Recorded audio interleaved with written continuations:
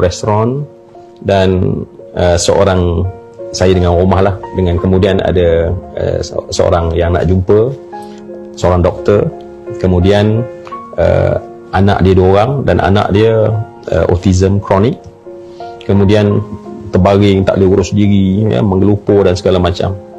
Sepanjang kami bertukar-tukar fikiran, saya dalam hati saya spontan saya kata, hebatnya si ibu ni boleh urus dengan wajah yang penuh tenang, tak ada sedikit pun berdecit pada bibir, tak ada pun sedikit kerut pada dahi.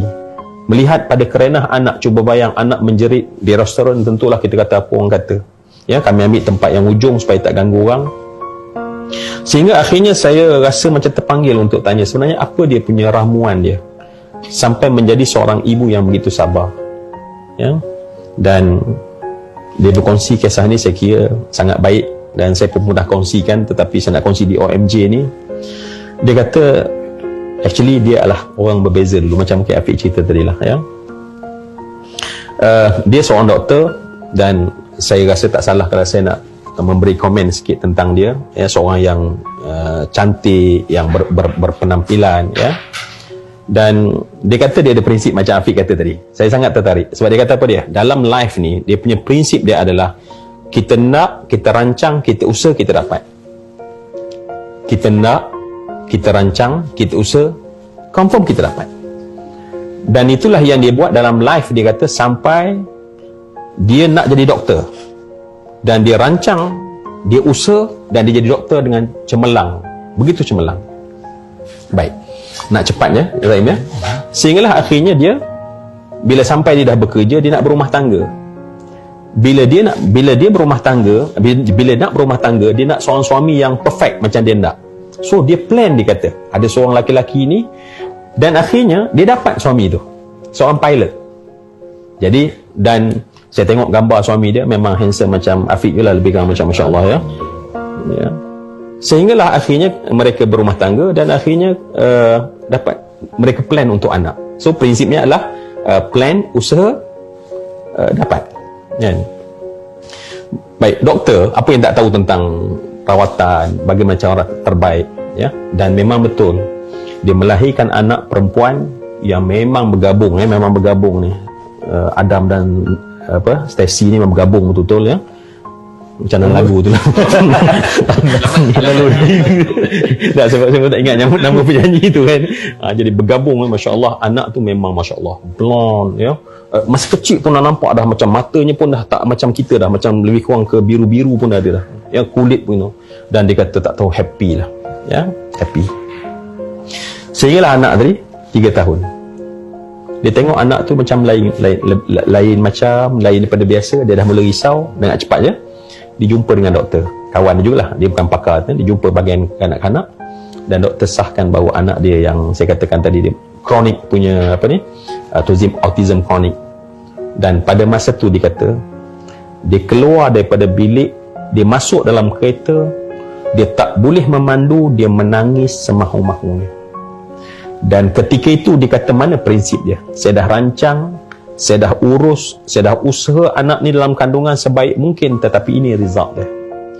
Dan kemudian dia kata apa dia? Sampai dia cakap, wahai Tuhan, bukan ini anak yang aku minta daripada Engkau. Wahai Tuhan, aku tak welcome anak yang macam ni dalam hidup aku. Dia stres, dia jadi orang yang sangat murung pada ketika itu. Dia tak pergi kerja lagi dah. Dan sampai lama kelamaan dia letak anak dekat rumah, dan dia tak pernah cerita pada orang dalam sosial dia ada anak. Dia rasa setiap kali dia tengok anak dia rasa sakit, dan akhirnya dia buat apa? Dia buat rumah kat belakang. Dia kaya, Bangalore dia, tanah dia luas, belakang dia buat satu rumah. Anak tersebut dia letak di belakang rumah. Dia hanya letak seorang penjaga. Dia bagi semua, tetapi dia tak pernah tengok anak dia. Saya malu, dia kata. Apa orang kata macam ni punya kerjaya, macam ni punya life, ada anak yang macam ni. Sampailah dia kata, okay, it's okay, ya, kita boleh buat lagi perancangan untuk anak yang kedua. Kali ini dia kata dia buat sampai treatment ke Amerika to make sure that sebenarnya genetik dia semua okey. Melahirkan anak, dia mengandung, dia melahirkan anak lebih comel daripada yang pertama. Dan dia mula cerita ni lah the only anak dia yang dia ada. sampai 3 tahun. Perkara yang sama berlaku. Dan anak dia lebih kronik daripada yang pertama. Dan pada masa itu dia kata hidup ni betul-betul musnah. Dan soalannya tak habis-habis adalah dia mendongak ke langit. Dia percaya Tuhan. Wahai Tuhan, kenapa aku wahai Tuhan? Tak cukup ke satu anak engkau uji, yang ni pun kau nak uji wahai Tuhan.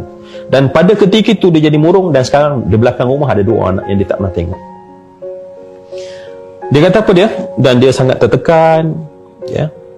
Saya nak ringkas saja. Sehinggalah satu hari dia kata, macam ni, saya sangat suka macam gabungan cerita ni Ustaz. Saya dapat dengar daripada 2 ni, daripada Akhi Fahrani. Dia singgah di satu surau. Dia kata dia ni macam kalau nak ceramah pun ustaz-ustaz international baru dia dengar lah. Kalau sekadar ustaz-ustaz tahap Malaysia ni dia tak pernah dengar lah. Dia kata itu sekali dia punya, kalau dia punya standard dia tu. Sampailah dia kata dia singgah di satu surau just sekadar untuk solat je. Masa dia pakai stokin untuk pakai kasut, tiba-tiba dia dengar kata-kata ustaz tu. Dia kata apa dia? Dia ceramah pada orang ramai, tuan-tuan, Allah takkan pernah tanya anda apa yang anda tak dapat. Tetapi hari akhirat Allah tanya pada anda apa yang anda ada. Apa yang anda nak tapi tak dapat, Allah tak tanya. Kita nak Ferrari, Allah tak tanya, hey di hari akhirat kamu servis Ferrari tidak atau tidak. Allah tak tanya apa yang kita tak dapat. Allah hanya tanya kamu apa yang kamu ada. Perkataan biasa pada semua orang yang dengar, tetapi dia tersentak. Dia kata buat kali pertama, dia kata istirja, buat kali pertama dia meluru masuk dalam kereta, dia tutup pintu kereta, dia start enjin. Pada saat tersebut dia menangis sekali lagi semahu-mahunya. Dia menangis. Dia kata apa dia? Kenapa aku tak jaga apa yang Tuhan bagi? Aku duk fikir apa yang aku tak dapat. Kenapa aku tak tengok apa yang aku ada? Dia kata. Dan pada saat tersebut dia sebut satu perkataan apa dia? Wahai Allah, syurga itu di sana, tetapi rupanya kuncinya di sini. Bagaimana mungkin aku nak masuk dalam syurga nanti bila pintunya, anak kuncinya aku patahkan. Dan pada saat itulah dia kata dia pulang ke rumah, masuk dan dia terus meluru berlari ke belakang. Dia buka pintu rumah, 2 orang anak tu dah besar rupanya. Melihat tak tahu siapa yang di hadapan dia. Dan pada saat tersebut dalam keadaan anak termangu-mangu, dia pergi pada anak dia, dia peluk anak dia semahu-mahunya sambil menangis. Perkataan yang dia ulang ialah, syurga itu di sana. Inilah anak kunci aku. Dan kalau aku patahkan mereka, bagaimana aku nak buka pintu untuk masuk dalam syurga? Dia dukung anak dia, dia mandikan pada hari itu. Dan dia tahu ujian inilah sebenarnya yang akan menyebabkan syurga mana aku nak masuk. Ujian yang Allah beri padaku inilah sebenarnya seindah-indah benda. Dan pada masa itu buat kali pertama dia kata, terima kasih Allah, engkau beri anak yang sebegini untuk aku.